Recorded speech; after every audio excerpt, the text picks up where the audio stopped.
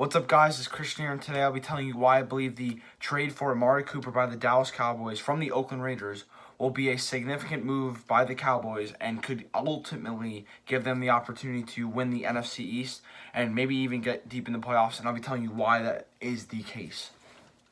So, this past Monday after week, I believe it was 7, the Dallas Cowboys decided to make a big move and get a wide receiver, a number one receiver from the Oakland Raiders. Now, this was directly after a game they had lost in a bad loss against the Washington Redskins. A big game because whoever won that game, I believe, would have been in first in the NFC East. And since the Redskins won, I think they're a game and a half on the Eagles and the Cowboys. And if the Cowboys won, maybe it would have been closer. But either way, it's a pretty big game for the Cowboys, and they didn't win. So that's a very bad loss. They should have won the game. It was right up for their grab, and they ultimately didn't take it.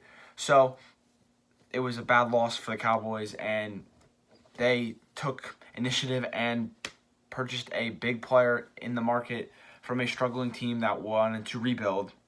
And it made a lot of sense for Oakland, I guess, because they had already got rid of Khalil Mack. They showed that they wanted to rebuild, but they gave over $100 million contract for 10 years to their coach.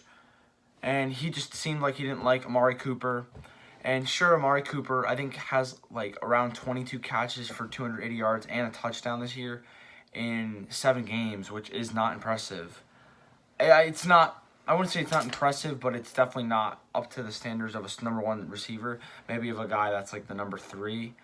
But we're going to hopefully see that Amari Cooper shows what he had shown in his first 2 seasons, which he went to the Pro Bowl 2 years in a row.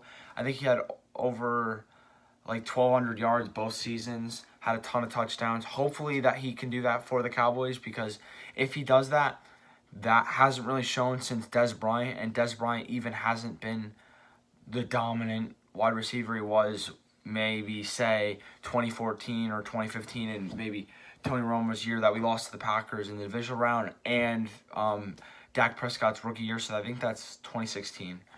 But hopefully Amari Cooper shows that what he did in his first 2 years, what he did at Alabama, hopefully he can do that and progress and reproduce what he did in his first couple of seasons, because if he can, that makes the Dallas Cowboys extremely dangerous. And sure, a first-round pick seems like a big deal, but it's probably going to be a mid-round pick at worst. At best. At best, because think about it. Because the Cowboys most likely will finish around 7-9, 8-8, even at like worst, if like for some reason this doesn't pan out, or they finish like, let's say, like 10-6, and next thing you know, you're getting a pick that's like 20th. And if you look at the current roster for the Cowboys, they're very talented on the offensive line. Obviously, Travis Frederick's out with the current disease he's got, but either way, the offensive line is by far above average at worst. You have a hopefully above average quarterback.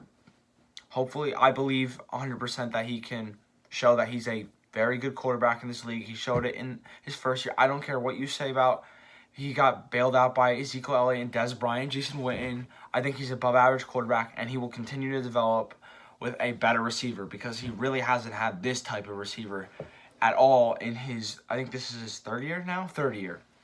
You have a elite running back with Zeke, and then the receivers. So you don't really have a necessarily number 1 receiver. You have Cole Beasley, who could be number 2 at best, probably a number 3. Tavon Austin's the same. Allen Hurns is maybe a number 2, but they were looking upon him to be number 1. He's not really that. You have Terrence Williams, who's I think on the IR currently, or he's out for PEDs or something like that. But either way, he wasn't really like that either.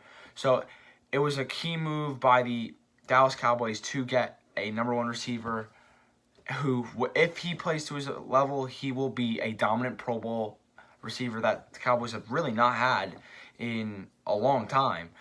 And, okay, so then there's the defense. You have a very talented and young defensive line.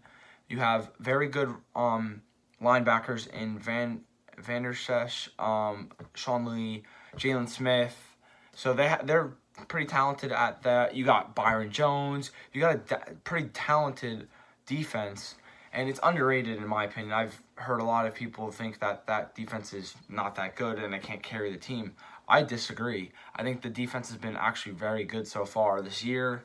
Shown it last year. DeMarcus Lawrence had the most sacks this year. I think he's done a good job so far this year. You have David Irving, who's now back, Terrence Crawford, beyond other guys. So I think that Taco Charlton, I think that ultimately the Cowboys defense is very talented, and in a very defense-heavy draft next year, if you look at the prospects and the first round like probabilities right now, there's not receivers, and I think there's a guy from Oklahoma and Arizona State that possibly could go in there, but in my opinion, I'd rather take a proven wide receiver in the NFL who's only 24 and hope that he can produce at the level he used to with a better situation, I would say. Raiders are on the down. Looks like the Cowboys are going up. So hopefully that he can produce with a better, I guess, culture. I don't know about quarterback. Derek Carr and Dak Prescott are, I guess, on the same level. I think Dak can be better than he is. And Derek Carr doesn't have a ton of help. And I think that the offensive line, obviously, the Cowboys have much better offensive line than the Raiders. And the running backs, I can go beyond it. But ultimately, the Cowboys have a much better situation than the Raiders do. Hopefully that brings Cooper's confidence up, and he helps the Cowboys get into the playoffs, hopefully. Now, if you look at the next couple games, he probably will most likely play in the next Cowboys game as we're on the bye week for Week 8. We have the Tennessee Titans at home. I would think that would be a win. Eagles on the road on Sunday Night Football is a tough game, I would say, but the Eagles have also been struggling right now. They blew a 17-point lead in the fourth quarter to the Carolina Panthers, who don't have necessarily a great offense. Then you have the Falcons on the road, and another big game is the Redskins at home in 4 weeks, or 5 weeks, if you include the bye week. So it's really important that when Cooper is available, that the Cowboys take advantage. Hopefully Travis Frederick comes back in a couple weeks, fingers crossed. And hopefully Cooper does a great job giving Dak more opportunities to throw over 250 yards a game or something like that. But I believe that if Amari Cooper can play at anything close to the level he did his first 2 years with a better situation, I believe that Amari Cooper will help the Dallas Cowboys ultimately win the division and maybe cause some crap and cause some who knows what in the playoffs, because ultimately the NFC has been really inconsistent this year, and hopefully that, especially in the NFC East, you never know what could happen in the NFC East, so hopefully that Amari Cooper can make the impact that all Dallas Cowboys fans believe he can if Dak Prescott can find him as many times in games.